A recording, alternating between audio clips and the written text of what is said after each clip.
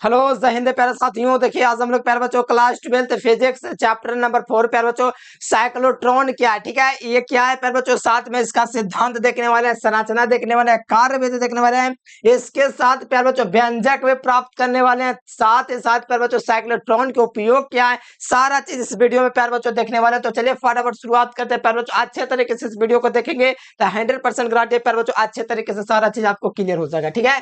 तो चलिए प्यारे बच्चों जान लीजिए साइक्लोट्रॉन है कि आपके सीधे 5 नंबर में एक क्वेश्चन पूछा जाता है कि साइक्लोट्रॉन क्या है, ठीक है। सिद्धांत, संरचना एवं कार्य विधि का वर्णन बिल्कुल आसान भाषा में करूंगा। तो बस इस वीडियो में शर्त यह है प्यारे बच्चों वीडियो को पूरे मन से देखेगा, जहां पर दिक्कत होगा वहां पर बताइएगा, ठीक है। तो चलिए प्यारे बच्चों साइक्लोट्रॉन क्या है। तो देखो साइक्लोट्रॉन एक ऐसी युक्ति होती है प्यारे बच्चों, एक ऐसा यंत्र होता है प्यारे बच्चों, ऐसा उपकरण होता है जिसके माध्यम से आवेशित कण हो। जैसे आवेशित कण में क्या क्या होता है, जैसे प्रोटॉन हो गया आवेशित कण, ठीक है, प्रोटॉन हो गया। अब प्यारे बच्चों क्या हो गया, प्रोटॉन, न्यूट्रॉन, अल्फा कण को उच्च ऊर्जा तक त्वरित करने के लिए प्रयोग किया जाता है। यानी साइक्लोट्रॉन एक ऐसा उपकरण है जिसके द्वारा आवेशित कण हो, जैसे आवेशित का मतलब धन आवेशित कण, जैसे कि हो गया प्रोटॉन, प्रोटॉन के अलावे प्यारे बच्चों अल्फा कण, न्यूट्रॉन, ये सब को उच्च ऊर्जा तक त्वरित करने के लिए प्रयोग करते हैं। त्वरित का मतलब तेज करना, ठीक है। यानी यहाँ से आप लोग परिभाषा देखेगा, यह एक ऐसा उपकरण है जिसका उपयोग धन आवेशित कणों जैसे में प्रोटॉन हो गया, ठीक है, प्रोटॉन हो गया, न्यूट्रॉन हो गया और अल्फा कण आदि को अति उच्च ऊर्जा, अति आयनों को मतलब आयन ना होता है, धानन मतलब आयन ना होता है, आयनों को उच्च ऊर्जा तक त्वरित करने के लिए प्रयोग किया जाता है। यही साइक्लोट्रॉन कहलाता है। प्यार बच्चों आप लोग फिगर देखोगे तो बहुत आसान बात से मैंने अपने से बनाया। इधर में आप लोग देखोगे प्यार बच्चों तो कुछ बुक का कुछ इस प्रकार से दिया हुआ है। दोनों में से कोई भी आप लोग सीखना चाहिए प्यार बच्चों, कुछ नहीं आपको करना है। सबसे पहले तो आप लोग को फिगर बनाने के लिए आपको डी आकार के इस प्रकार से आकृति ले लेना, ठीक है। फिगर बनाना सीखना जरूरी बहुत जा रहा है, ठीक है। इस प्रकार से आपको डी आकार की आकृति इस प्रकार से आपको ले लेना है, ठीक है। इसमें क्या करना है प्यार बच्चों, एक धन आवेश, कोई भी आपका धन आवेश प्यार बच्चों अल्फा, प्रोटॉन, न्यूट्रॉन को आप लोग को रखना पड़ेगा। तो इसमें आप लोग प्यार बच्चों देखिएगा तो ये आपका इस तरफ डी बना है, तो इस तरफ क्या चाहिए D2, जिसे हम लोग डीज बोलते हैं। यानी कि गोल सारा चीज मैं संरचना में बताऊंगा, पहले मैं फिगर थोड़ा समझा देता हूं ताकि आपको आसानी से समझ में आए। तो प्यार बच्चों इसमें आपको D1 D2 जो तो दिख रहा है ना, गोले के डी आकार का डीज है, अर्ध गोलाकार है। बताओ ये गोले का डीज नहीं है, ये डी आकार का है, इसलिए इसको डीज कहते हैं। और इसमें प्यार बच्चों धान आवेशित कण को हम लोग यहाँ पे रखते हैं प्यार बच्चों बीचों बीच में। तो यहाँ पर ये होता है कि धान आवेशित कण को रखते हैं प्यार बच्चों, तो धान आवेशित कण जो होता है प्यार बच्चों D2 की ओर आकर्षित होता है। कहाँ, D2 की ओर। क्यों, क्योंकि प्यार बच्चों जिस समय प्यार बच्चों D1 धनात्मक होता है ना, D1 धनात्मक, उस समय D2 ऋणात्मक होता है। इसके कारण जो प्लस वाला होता है ना माइनस की ओर आकर्षित होता है, इस प्रकार से यहाँ ये पहुंच जाता है। प्यार बच्चों जब ये प्लस वाला यहाँ पहुंच जाता है तो एक बार D1 जो है ना माइनस होता है, D2 एक बार क्या होता है प्लस होता है। इस प्रकार से प्लस वाला प्यार बच्चों इधर एक बार माइनस की ओर आकर्षित होगा। इस प्रकार से ये एक रफ्तार बना लेगा प्यार बच्चों, जिससे हम लोग बोलते हैं सर्पिलाकार आकार। और ये प्यार बच्चों अंत में अति उच्च ऊर्जा प्राप्त करके ये प्यार बच्चों विवर्तक से बाहर निकल जाएगा, ठीक है। सारा चीज बताऊंगा। ऊपर में नॉर्थ पोल लगा हुआ है, नीचे में आपका साउथ पोल लगा हुआ है। और इसको प्यार बच्चों इसको हम लोग एसी वोल्टेज से जोड़े हुए हैं। इसको प्यार बच्चों हम लोग एसी वोल्टेज से जोड़े हुए हैं। बस ये मैंने किया है। तो आओ प्यार बच्चों आगे मैं समझता हूँ आगे आपका क्या है, ठीक है। तो देखो प्यार बच्चों सिद्धांत क्या कहता है उस पर आप लोग फोकस कीजिए। जब कोई आवेशित कण एक समान चुंबकीय क्षेत्र में लंबवत गति करता है, मतलब प्यार बच्चों कोई आवेशित कण यहाँ पर आप लोग को दिख रहा है, जैसे मैंने आगे बोला, ये मेरे प्यार बच्चों मान लीजिए ये आपका डी आकार की आकृति आपका साइक्लोट्रॉन है। इसमें एक आवेशित कण मेरे प्यार बच्चों मान लीजिए प्लस क्यू आवेश जो है चुंबकीय क्षेत्र में लंबवत गति करता है। और चुंबकीय क्षेत्र में लंबवत गति करता है ना, इसका कारण लॉरेंस बल है। कौन है, लॉरेंस बल। लॉरेंस बल के कारण प्यार बच्चों एक होता है एक समान चुंबकीय क्षेत्र में लंबवत गति इस प्रकार से करता है और एक सर्पिलाकार पथ का निर्माण कर लेता है। क्या चीज का निर्माण कर लेता है, सर्पिलाकार पथ का, ठीक है। बस इतना आपको याद रखना है।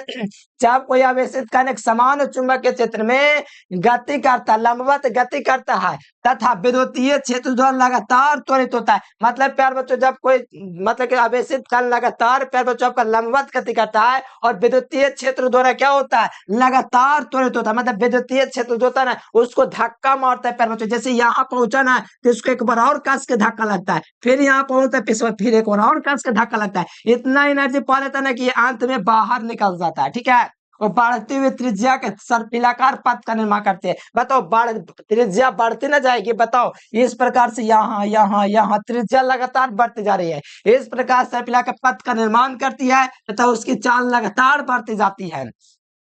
मतलब प्यार बच्चों यहाँ से शुरुआत में देखो इसकी कोई चाल नहीं है, लेकिन थोड़ा बाद देर बाद देखोगे प्यार बच्चों इसकी चाल जो है बहुत तेज होती चली जाती है। ठीक है, यहाँ पर देखो शुरू में तो कोई चाल नहीं, लेकिन जैसे जैसे ये आगे बढ़ रहा है मेरे प्यार बच्चों इसकी जो चाल है ना लगातार तेजी होती जा रही है। इतना अंत में तेज होता है कि विवर्तक प्लेट से बाहर निकल जाता है। वही मैं बताया हूँ कि जब कोई आवेशित कण समान चुंबकीय क्षेत्र में लंबवत गति करता है तब विद्युतीय क्षेत्र लगातार त्वरित होता है तो बढ़ते हुए सर्पिलाकार त्रिज्या का निर्माण करती है और अंततः वो बहुत ज्यादा तेज होकर के क्या हो जाती है, बाहर निकल जाते हैं। मतलब इसकी चाल लगातार बढ़ती चली जाती है। ठीक है, फिर आगे आप लोग देखिएगा मेरे प्यार बच्चों यहाँ से क्या चीज, तो संरचना। तो संरचना में आप लोग को जो फिगर मैंने लिया है वो वही चीज मैं आप लोग को बताने वाला हूँ। ठीक है, इसमें मैं शुरू में बोला इसमें गोले के दो आकार का आप लोग का D1 D2 लिए हैं। ठीक है, तो इसमें डी आकार के धातु का दो खोखले गोले हैं। बताओ प्यारे बच्चों इसका नाम D1 था, इसका क्या नाम था, D2 था ना। तो वही लिखा है इसमें डी आकार के धातु के दो खोखले गोले D1 और D2 होते हैं। बताओ इसमें धातु के दो खोखले गोले D1 और D2 आप लोग को दिख रहा है ना, बस जिन्हें डिज बोलते हैं। यानी ये दोनों खोखला गोलों को हम लोग क्या बोलेंगे, डिज बोलेंगे। क्या बोलेंगे, डिज बोलेंगे। तथा ये डिज एक दूसरे से अल्प अंतराल पर रखे होते हैं। मतलब प्यार बच्चों ये जो दूरी है ना यहाँ से यहाँ तक की ये इसका बीच की जो दूरी है देख लो अल्प अंतराल के दूरी पर रखा हुआ है। यहाँ पर आप लोग देखो तो ये अल्प अंतराल के दूरी पर दोनों डिज रखा होता है।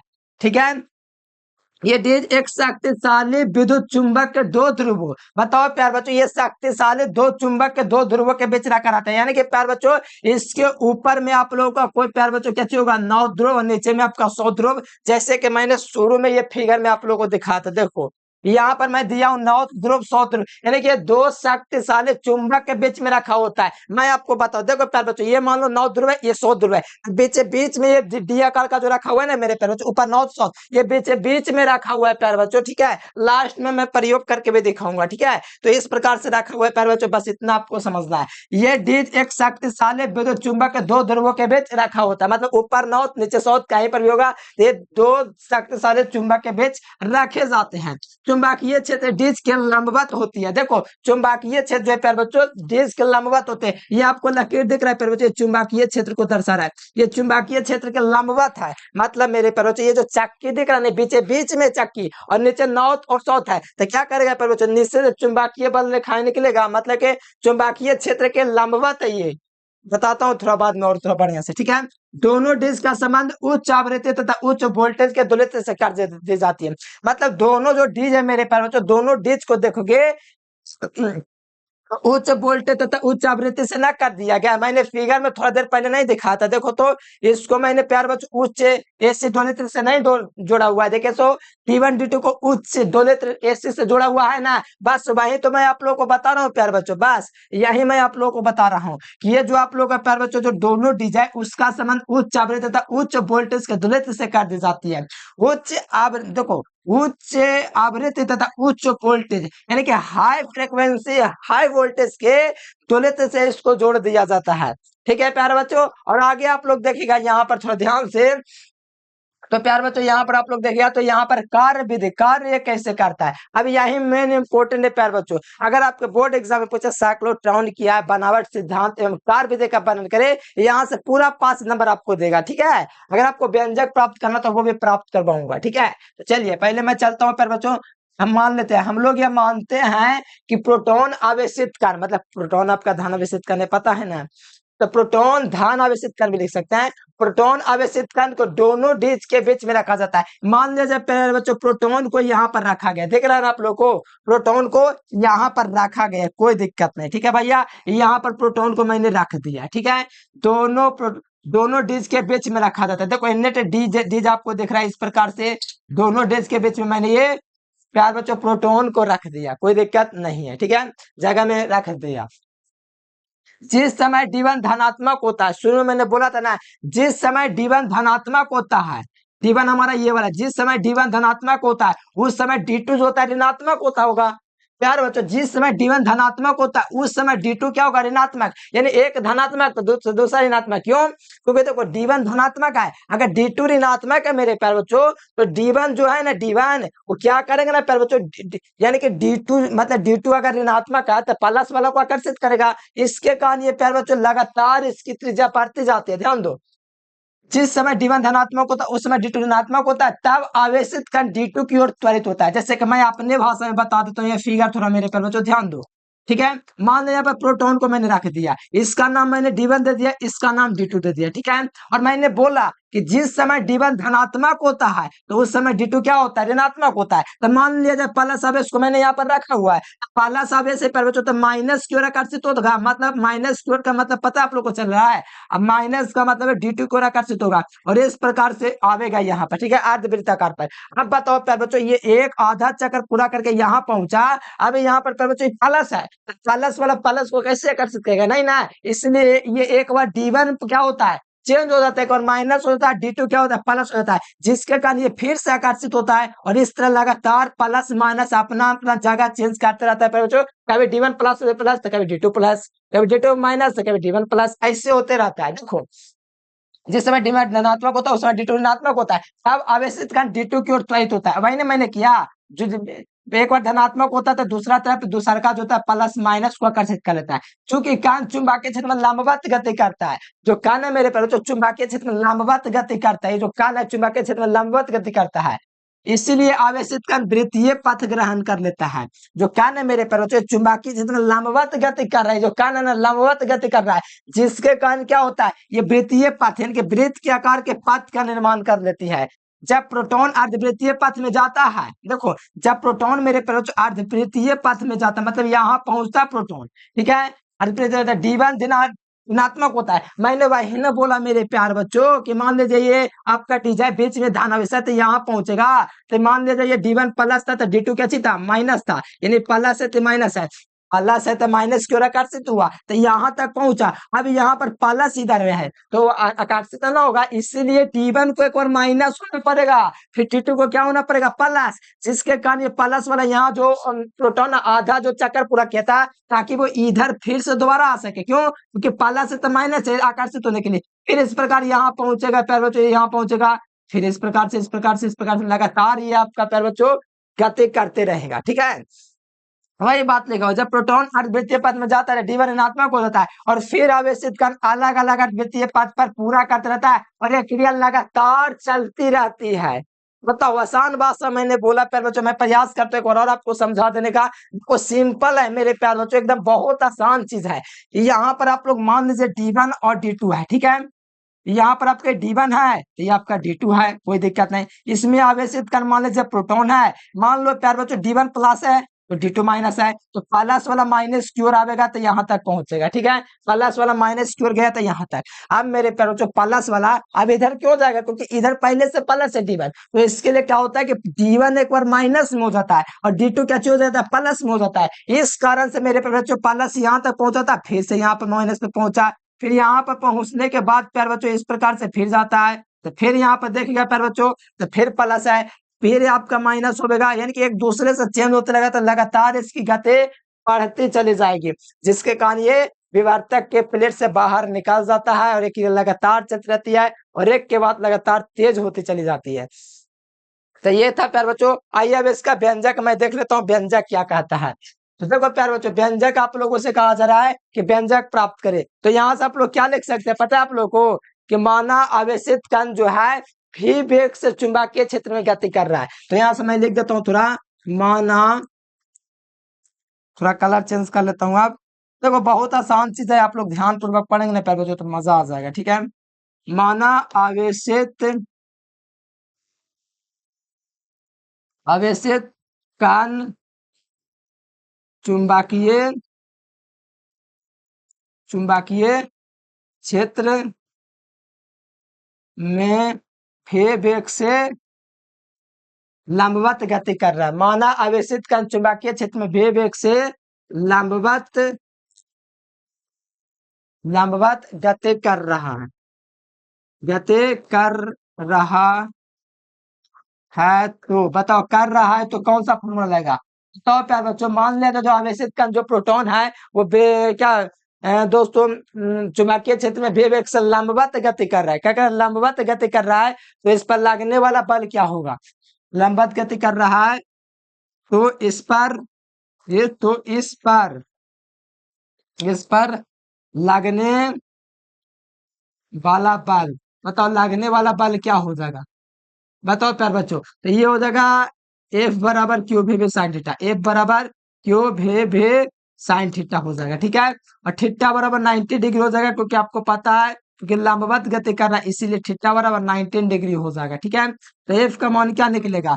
क्यू भे साइन 19, और साइन 90 का मान 1 होता है, इसलिए एफ बराबर क्या निकल जाएगा? क्यू भे निकल जाएगा। ठीक है, कोई दिक्कत नहीं, एफ का मान क्यू भे निकल गया। अब एक बात आप लोग पर ध्यान दो, एफ का मान क्यू भी निकल गया, कोई दिक्कत नहीं है। प्यार बच्चों, इतना अगर आप लोग जानते हैं कि एफ बराबर क्यू भी निकल गया, और ये बात भी आप लोगों को थोड़ा पता ही होगा कि लॉरेंस बल जो होता है आवेशित कण को वृत्तीय प्रदान करता है, वृत्तीय गति प्रदान करता है। यानी कि आवेशित कण जो है मेरे प्यार बच्चों, आवेशित कण का मतलब जो प्लस मतलब कि आवेशित कण का मतलब मान लिया जाए प्रोटॉन है, तो प्यार बच्चों प्रोटॉन है आवेशित कण, तो लॉरेंस बल इसको क्या कहता है? वृत्तीय गति प्रदान करता है। तो यहां से मैं लिखूंगा चूंकि लॉरेंस बल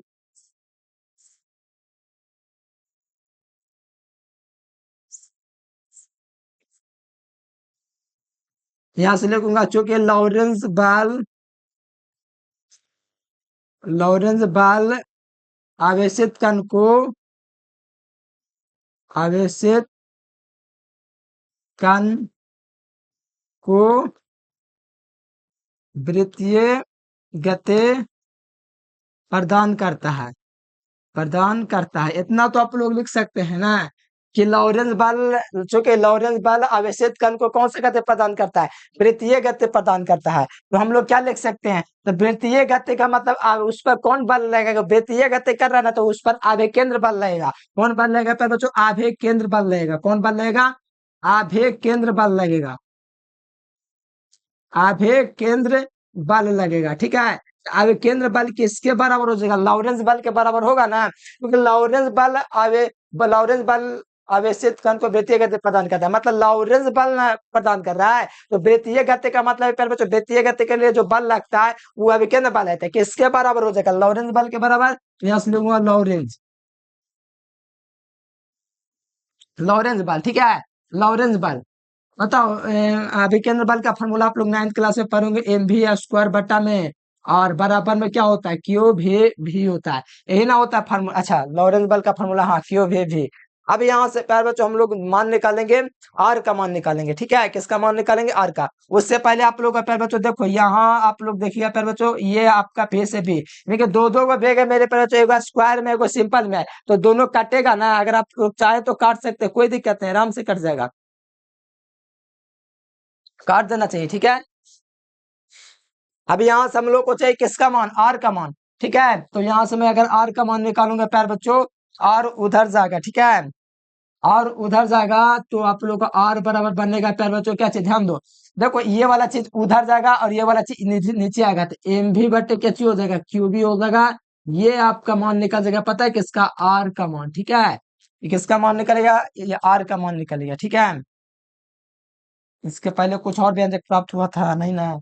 चलो यहाँ पर मैं इसको मान लेता हूँ समीकरण 1 और इसको मान लेता हूँ समीकरण 2। बताओ प्यार बच्चों, यहाँ पर दो समीकरण मैंने माना है। ठीक है, एक एम बी बटे क्यूब को समीकरण 2 और इसको समीकरण 1 मान लिया। तब दिक्कत ये है प्यार बच्चों, आवेशित कण जो होगा अर्ध व्यास दूरी तय करेगा, मतलब आवेशित कण है उसको अर्ध व्यास दूरी तय करने में लगेगा ना समय। क्यों क्यों तय लगेगा, समय लगेगा? तो प्यार बच्चों मैं आपको पहले बता दिया हूँ कि ये पहले बात तो प्यार बच्चों आवेशित कण अर्धवृत्त दूरी करता है, तब प्यार बच्चों क्या होता है, D1 D2 अपना अपना चिन्ह चेंज करता है, एगो प्लस होता है, एगो माइनस होता है, एगो माइनस होता है, प्लस होता है, यानी आर्ध व्यास शुरू में दूरी तय कर रहा है, फिर लगातार अगर बदल रहा है तब ये लगातार चक्कर पर चक्कर काट रहा है, क्योंकि एगो आपका D1 को D2 को बार बार चेंज होना पड़ रहा है, प्लस से माइनस, यानी यहाँ से आपको पता चला कि आर्ध व्यास मतलब कि आवेशित कण को आर्ध व्यास दूरी दूरी तय करने में लगा समय, ये लिखना जरूरी है। तो यहाँ से मैं क्या लिख दूंगा, जैसे आर का मान मैंने निकाल लिया तो मैं लिख सकता हूँ आवेशित कण को आर्ध व्यास दूरी तय करने में लगा समय,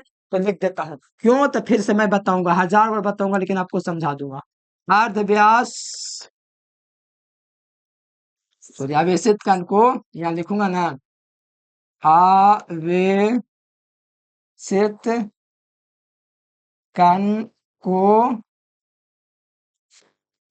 आर्ध व्यास दूरी तय करने में लगा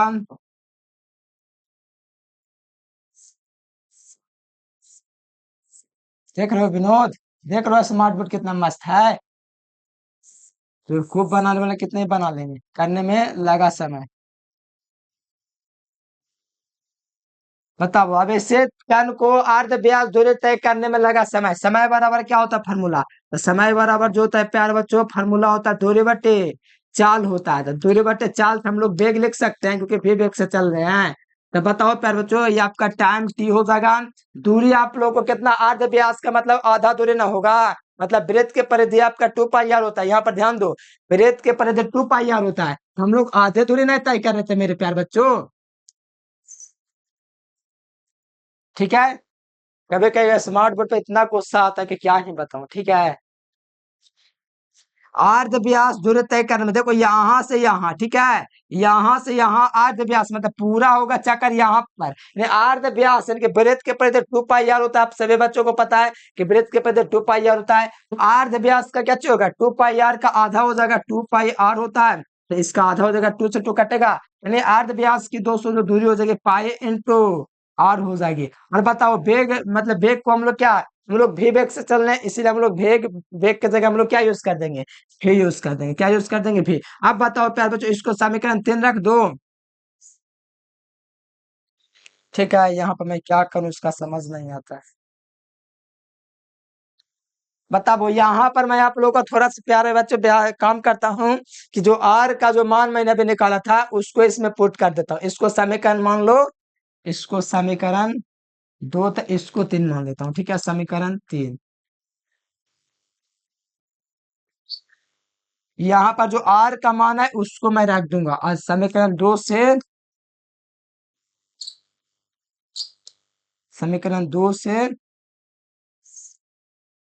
से आर का मान रखने पर,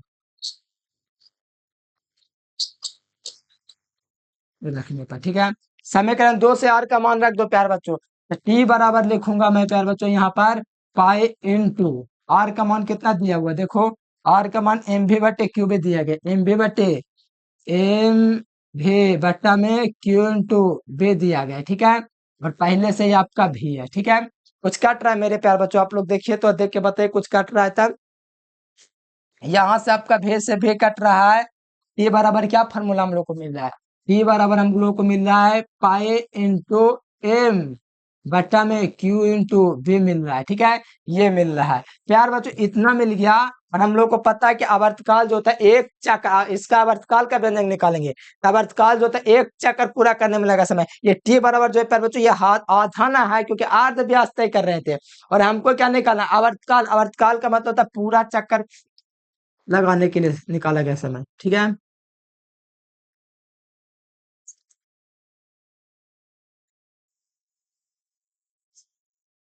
यहां से क्या लिखूंगा आधा चक्कर, ठीक है, मतलब प्यारे बच्चों आवर्तकाल, ठीक है, आवर्तकाल क्या चीज होता है प्यारे बच्चों, टूटना होता है क्योंकि एक चक्कर पूरा करने में लगा समय, तो जो मतलब प्यारे बच्चों जो टी का मान दिया हुआ है उसी का गुना कर देंगे, यानी टी का मान रखने पर यहाँ पे देखेंगे चूंकि टी का मान रखने पर, टी का मान रखने पर, ठीक है, ए का मान रखूंगा प्यारे बच्चों तो टी बराबर आपका क्या निकल जाए। आवर्तकाल को हम लोग किससे सूचित करते हैं, आवर्तकाल को कैपिटल टी से सूचित करते हैं। और आवर्तकाल जो होता है पूर्व से प्यारे बच्चों पूरा चक्कर तय करने में लगा समय। टी का मतलब आधा चक्कर, ठीक है। पूरा चक्कर का मतलब टूटी हो गया, ठीक है। कोई दिक्कत नहीं ना है, तो बस इतने याद रखना, ठीक है। तो टी बराबर क्या हो जाएगा, 2 × टी का मान कितना दिया, पाई एम दिया होगा, पाई एम बट्टा में क्या हो जाएगा, क्यू भी। तो ये निकल देगा प्यारे बच्चों आवर्तकाल का फॉर्मूला। किसका निकला ये, आवर्तकाल का। अगर यही आवृत्ति का आपका पूछा जाए प्यारे बच्चों, तो आवृत्ति का क्या फॉर्मूला निकलेगा पता है। आवृत्ति जो होता है प्यारे बच्चों म्यू होता है, क्या जो होता है म्यू। और म्यू जो होता है प्यारे बच्चों 1/t होता है। म्यू जो होता है 1/t हो जाता है, ठीक है। तो यहाँ से इसका अगर म्यू निकालेंगे प्यारे बच्चों, तो इसका उल्टा हो जाएगा, म्यू बराबर क्यूबी बट्टा क्या चीज हो जाएगा, क्यूबी बट्टा 2 पाई एम हो जाएगा। तो ये इसका आवृत्ति हो जाएगा। दोनों का मैंने व्यंजक प्राप्त कर लिया प्यारे बच्चों, ठीक है। कोई दिक्कत नहीं ना है, बस मैंने ये दोनों का व्यंजक प्राप्त कर लिया, ठीक है। अब प्यारे बच्चों व्यंजक आपका एकदम पूरी तरह से कंठस्थ क्लियर है। जहां पर भी दिक्कत है आप लोग थोड़ा देख लीजिए आगे पीछे करके, और जहां पर दिक्कत हो कहेगा तो फिर से वीडियो एक बना देंगे, ठीक है। तो यहाँ पर आप लोग देख लेंगे तो साइक्लोट्रॉन का उपयोग जो होता है यह अनावेशित कणों को त्वरित नहीं कर सकता है, ये उपयोग है। साइक्लोट्रॉन से सिर्फ आवेशित कणों को त्वरित कर सकते हैं, तेज कर सकते हैं, करने के लिए उपयोग होता है। साइक्लोट्रॉन का उपयोग चिकित्सक या कैंसर के इलाज में किया जाता है, और नाभिकीय भौतिकी के शोधन में किया जाता है। तो प्यारे बच्चों ये था मेरे प्यारे बच्चों उपयोग के साथ साथ प्यारे बच्चों हर वो चीज जिसको मैंने इस वीडियो में कवर किया है। तो फटाफट से वीडियो को लाइक कर लीजिए, चैनल को सब्सक्राइब कर लीजिए, फटाफट से कमेंट करके बताइए वीडियो आपको कैसा लगा, ठीक है। और सारे बच्चे नोट्स लेकर के प्रॉपर तैयारी कर सकते हैं इस नंबर पर, ठीक है। तो चलिए प्यारे बच्चों आज के लिए इतना ही। थैंक्स फॉर वॉचिंग, जय हिंद, वंदे मातरम।